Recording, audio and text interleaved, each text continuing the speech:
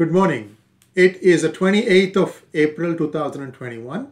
Welcome to episode number 151 of Daily Global Insights with Sri and Sri. And in United States news, Biden issues an executive order raising minimum wage to $15 for federal contractors. Biden creates task force to spur unionization of U.S. workforce. So there is a very concerted attempt to try and unionize the workforce of America. There's a concerted and determined and very focused effort to make United States the left to the left of socialism. And we are witnessing the first events that are unfolding. Okay, minimum wage $15, right to work, unionization is just an example in the economic. And we'll begin to see this strand run right through on all policies. Oh, by the way, just to put things in context, this is $15 for federal contractors, which was originally omitted. And previously, the mandate was for national mandate. Obviously, there's some state restrictions or state conditions that may apply. But the national mandate for the private workforce, where you're saying that you need to, they still have not imposed any penalties, but laying $15. Federal was omitted in that. Now they have covered that gap with this executive order. And in a Monmouth University poll, 2 in 3 Americans support Biden spending plan, American jobs plan, $2 trillion infrastructure proposal, 64% support, 29% oppose, upcoming plan to expand healthcare, childcare, and other care, American Families Plan, it's called, 64% support and 34% oppose. Your thoughts are on this poll. How reliable is this poll? Forget the reliability of the poll. The fact that a bunch of people, maybe a sample of 2,000, however skewed it is, gives this percentage in terms of favor versus oppose, is a reflection that there's a segment of the population which believes in this, right? However small the sample size may be, however skewed the sample size may be. In this context, as I think we discussed it, I support the child welfare and the child expansion programs. I'm not sure I support the expansion of the Obamacare, which is embedded into this plan, but I clearly in this $2 trillion, $2.25 trillion infrastructure plan, it's a no-go because it's nothing to do with building infrastructure. You have vast pools of it is retuning the balance sheet, and even worse is some part of it is being sent overseas. And in Black Lives Matter, high-profile shooting of black men involved are resisting arrest.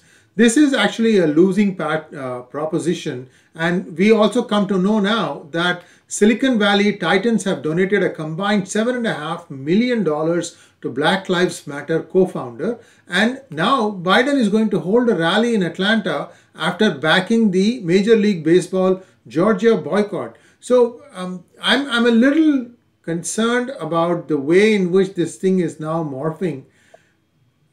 Do you share the same concerns, or are my concerns unfounded? I think that your concerns are extremely well-founded. I share your concerns. I live in a city where we have seen, incidents, growth in homicides and crime rates, and regular and constant protests. So we have wokeism, we have BLM protests, we have had increase in homicides. We have also seen our mayor behind the gun control laws. Yesterday, he was briefing the press on the upcoming Supreme Court case. So the SCOTUS case. So I think that I think we have discussed it in quite a few of the DGI programs that we need more communal support rather than more alienation that is happening right now.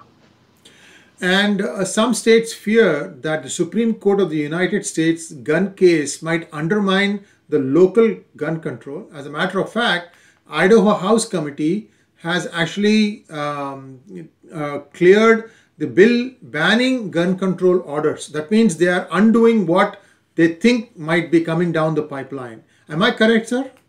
Exactly. The executive order bans, puts restrictions. You remember the executive order was passed in terms of imposing gun control, imposing bans on guns, imposing the types of guns that one can hold, including those who have permissions and licenses to acquire guns, being put under more stringent vigilance. So what you're witnessing is that 4 of the Supreme Court justices have taken up this case, which is causing some ripples, notably in liberal or democratic states. And the case in contention here is, as we discussed, 2 New Yorkers filing a case in SCOTUS. They had licenses, they had permissions, but they still were detained. And that became the basis. And Mr. de Blasio was commenting about it and basically saying that this could be infringement, and we are trying to bring law and order, and what is the Supreme Court going to do? That's the concern that they're raising. But in the meanwhile, some of the other states, like Florida, now latest is Idaho. Idaho has passed a bill banning the anything that comes from the outcome of the executive order that's been signed by the Biden. And 100 days into his presidency, the Biden immigration executive actions have tripled under the same time period under Trump. Wow. And Democrats look to end police program handling criminal illegal aliens to ICE. This is the process now, but looks like they are trying to undo that. Not only that, courthouses are now off limits for arresting illegal immigrants according to the Department of Homeland Security, which means if there's an illegal immigrant in the vicinity of the court, maybe they are brought there for like a speeding ticket or something like that, the DHS or the immigration authorities cannot arrest this person. And now DHS is also investigating domestic extremism in its ranks, which means I think their employees. Sir, illegal immigration, never a dull moment, sir. Never a dull moment. Just to go back to the chronology, we started with the wage bill, and I think we made the comment that what we are witnessing is the ushering in the era of, left liberal society or left liberal transition of the U.S. Socioeconomic type of a model. I use the word socioeconomic because all these bailouts and stimuluses and grants and social welfare programs, etc., is a reflection that typically prevails in socialist countries. Now, what you're witnessing now is around the immigration. I don't believe that even socialist countries have seen anything remotely close to what we are witnessing in the United States. They're no longer called illegal. They're called as migrants. They're allowed to enter the country. Originally, the ICE, Immigration and Control Enforcement, the ICE has now been what you call put to rest, or have their tasks have been reprioritized. They are no longer for apprehension and enforcement. And now we are moving from CBP and ICE being handed over those who are wanted illegal immigrants for a number of reasons in and around courthouses not being permitted to do so. This is the latest directive from Department of Homeland Security. And on top of that, they are also going to see whether some of its own officers are engaged in anything excessive, and whether some of them are involved in extortions and other kinds of things. This really turns this whole illegal immigration topsy-turvy. So the reason why we put up, or we can go back to yesterday's data in terms of why 70+% of the people were concerned, or extremely concerned about economy, concerned about illegal immigration security issues, concerned about gun control, concerned about healthcare, concerned about infrastructure plan. You can now begin to see the set of activities that are taking place directly through executive orders or departmental orders, a set of actions which is contravenous to the prevailing or just prevailing conditions in the United States. And Florida lawmakers are targeting political bias at colleges. Does this have anything to do with wokeism? It got everything to do with wokeism. Wokeism has now crept into corporations. Wokeism is visible in the tech platforms. Wokeism is visible in the social media platforms. We saw in action and some of them pulling back in the Georgia MLB pullout, and some of the corporations come and support. Some of the corporations even have come and support broadly around the election voting laws and drawing conclusions around it. So there has been a growing concern around amongst parents, which is one of the reasons why in some of the red states and some of the neutral states, if I have to use that, they allowed even home education and allowances and grants, which are tax-free grants, to fund home education to combat this growing influence of leftism and communism in the educational strata of our society, be it in colleges or be it in universities. So Florida and Texas have been the leading anchors in making sure curbs are put in place to make sure that such a system does not permeate its way across its entirety. Recall Mr. Mike Pompeo, just before President Trump's era came to an end, revealed that he was extremely concerned about the Chinese influence in the educational system, and close to $4.5 to $5 billion had crept into the educational mainstream. Of course, that investigation has now been stalled or will soon be abandoned, of the Chinese influence by way of grants into this. Just recently, a couple of days ago or 3 days ago, we also reported that, the influence of the compromises of the United States scientists conducting research in colleges potentially compromised by Chinese influence. And in Indian news, Supreme Court allows Vedanta to operate Tuticorin Sterlite plant for producing oxygen. So at least some benefit that closed shuttered plant is now going to derive. Indeed, I think this was very much a political, if once and very affluent and very powerful plant, which employed quite a number of people. Some artificial influence crept up that they were engaged in illegal activities. A whole bunch of thugs went in and it became a law and order situation, and the plant was shut down. This is a well-documented case that's being fought between the local state courts and Supreme Court in India. And so people can go and look into it. But I'm glad that he's trying to make his way through this manufacturing oxygen in his plant. And global adverse left media coverage with gory pictures of cremation and adverse reactions has, really created a Twitter storm, sir. Indeed, I think that this is the Indian COVID situation. It's a field day for the left liberals. They've been waiting and targeting all the great publications, CNN, Nikkei, Washington Post, New York Times. Obviously, BBC and Reuters lead the left-wing riots in terms. I think what is disconcerting is they have shown pyres, which is namely cremation of people who have passed away due to COVID, and such pictures being published. If just that happens to be some of your relatives, it doesn't emotionally and sentimentally. You can write the news, but to have these pictures flashed across to sensationalize, but at the cost of the emotion and sentiments, that really is journalism to the lowest degree, the journalism to the lowest pedigree, which means you are willing to stoop to any level to deliver a message which suits your personal agenda rather than anything which is dignified. So it's very sad. And so Twitter, there's war in Twitter against this. And in election circus, we have the last round of polling in West Bengal tomorrow with COVID breathing down their necks. Let's hope that it goes off peacefully, sir. Indeed, I think that let's hope this. I don't know, sir. You are, I'm sure you can have a couple of views.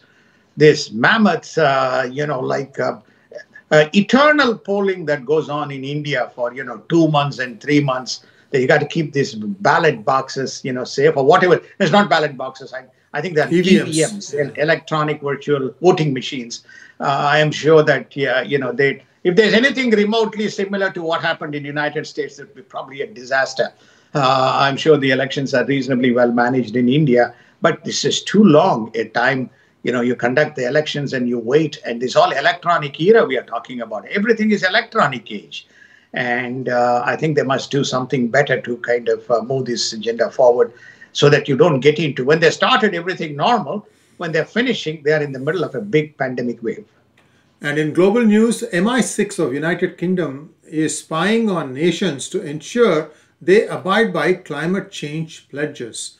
And Erdogan urges Biden to withdraw the Armenian Genocide Order. I mean, it might sound unrelated, but there is something that is related here, isn't it? Well, I think that there is very much related, which, first is the MI6 issue, which is the MI6 issue is the spying agency going to spy on this earth, is the question. And I think Biden stepping into something to reset, where do you start, right? So, and I think, I don't know whether one can sympathize. If that is the case, I think I am sure, Israelis have much, and the Indian Hindus have much to talk about. And I'm sure there are many, many such communities. Yazidis may have much to talk about.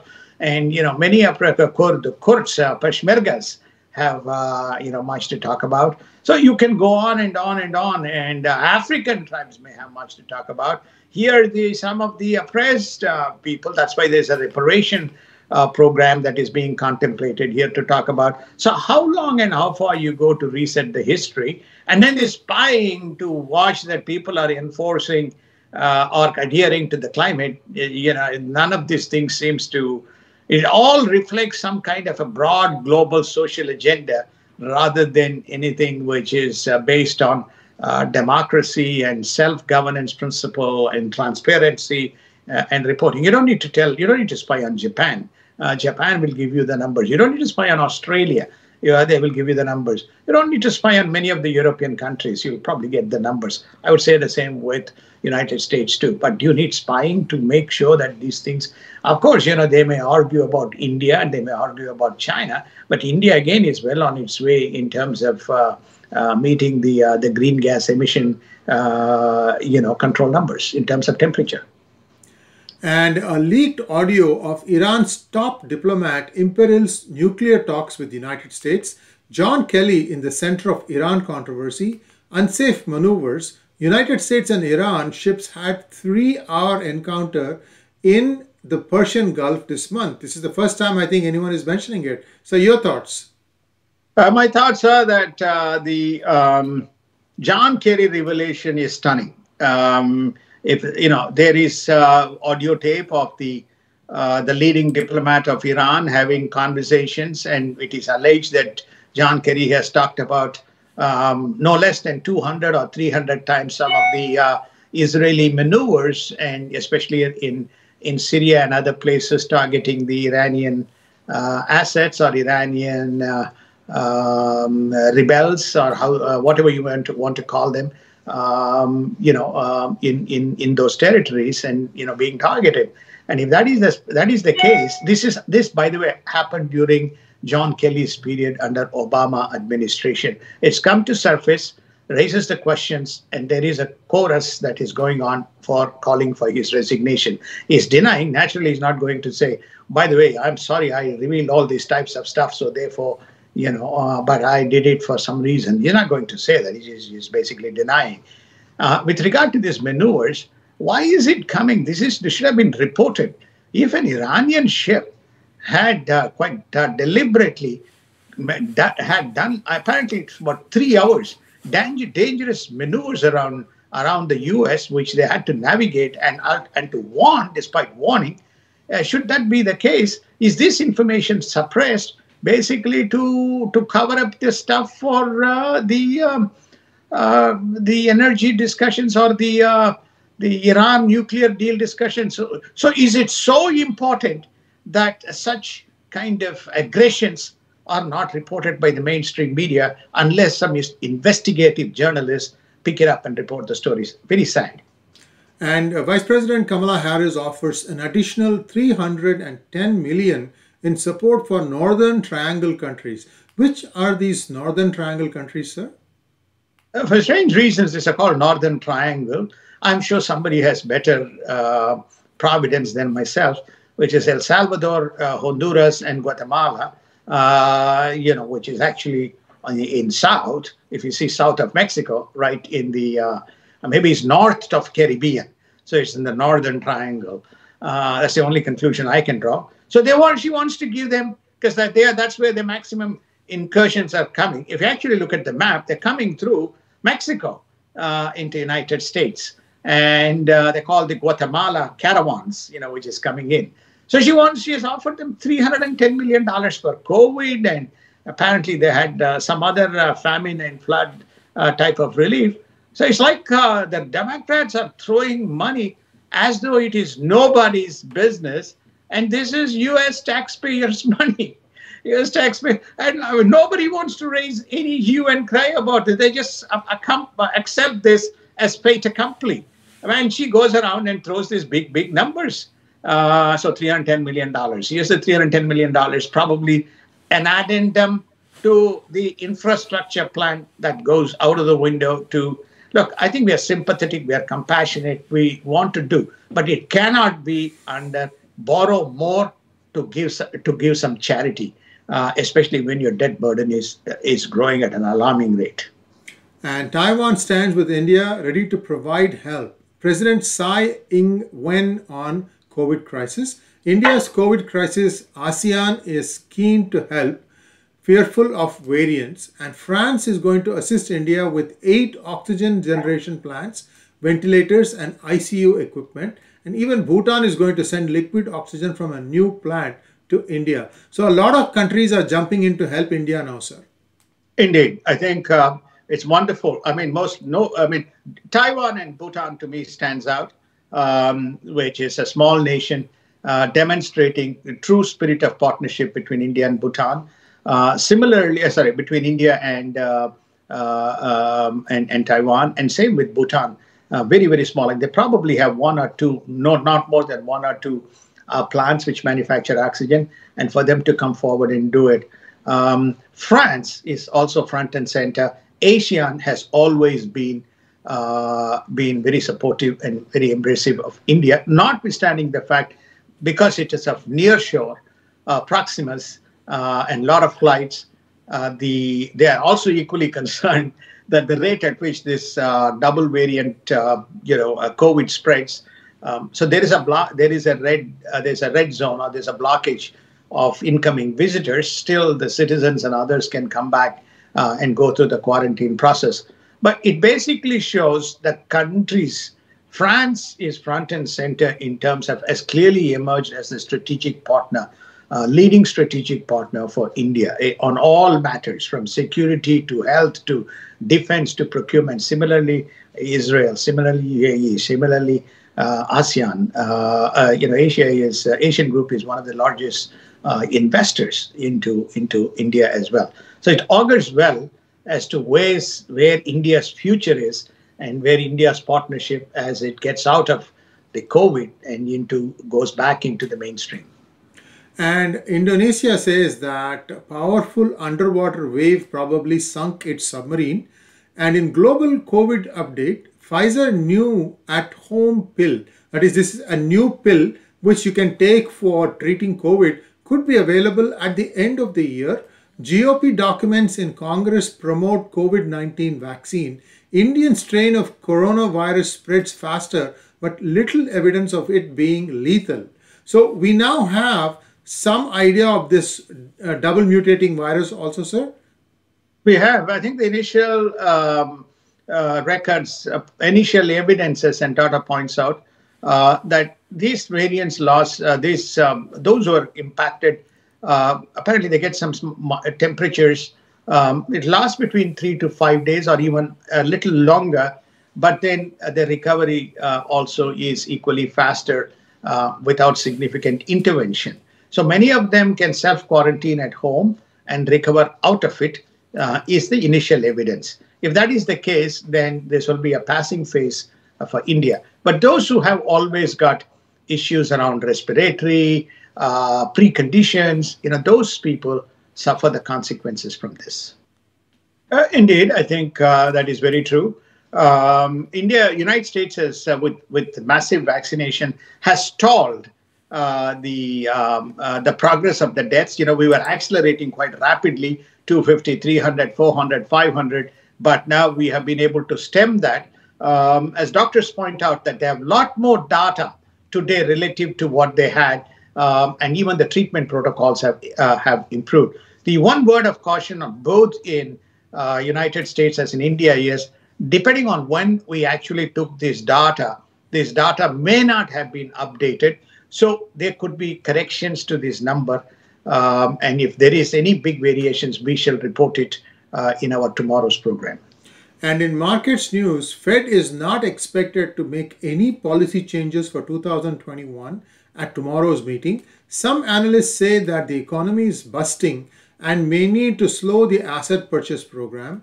In Alphabet report, YouTube is the biggest winner and the revenue grows by 34%. The earnings of Alphabet Group is 26.29 billion and revenue is 55.31 billion.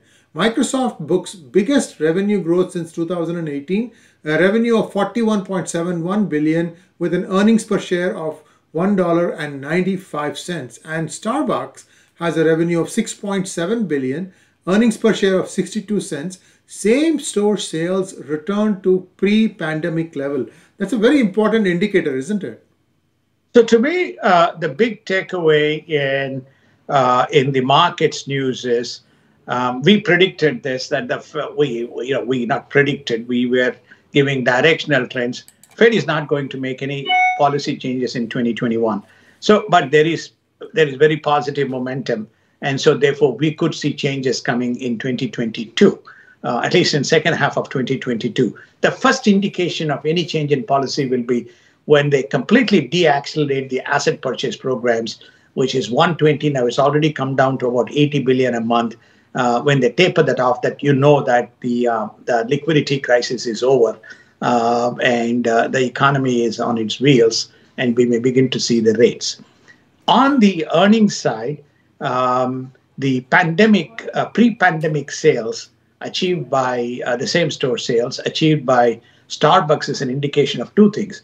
One is retail footprint, which is back, and people crossing the Starbucks stores, consuming Starbucks, more and more Starbucks. Of course, remember there is also mail order, or there is not mail order. There is also, you can order online and pick up from the stores. So that's growing. And second, also this commercial. There is obviously business. Most of the stores try to operate within the business timings, so that also is an indication that the commercial businesses are beginning to open and the sales are picking up. With regard to close out Alphabet, I think the big story is YouTube. Thanks to pandemic, there's been a spurt in growth, 81%. Their advertising revenue in social channels has picked up. Microsoft is winning business left, right, and center, especially around their augmented reality. They won a $22 billion 10-year contract with the government, with the Navy, I think, if I'm correct. And then, their cloud services business is booming. So overall, these tech companies continue to pound away. They have been one of the biggest beneficiaries of this shutdowns and pandemic and remote working. The good news is that we are beginning to see the indications that the retail footprint is beginning to, in-store retail footprint is beginning to show very positive signs, and Starbucks is a very good indicator. We may begin to see earnings in some of the retail footprint, in-store retail footprints like Walmart and Safeway and so on. That would be the next indication in terms of how the economy is progressing. And that brings us to a close for today's edition of Daily Global Insights. Those of you who want to know the numbers, such as the Dow number, 10-year yield, those things are always scrolling in our news ticker. You can always watch it there. You can get all the numbers. And thanks for subscribing, and thanks also for joining membership. And Sridharji, it's a pleasure as always having you. And we'll be back together tomorrow to give you news of tomorrow. Namaskar. Namaskar, and thank you, and have a wonderful Wednesday.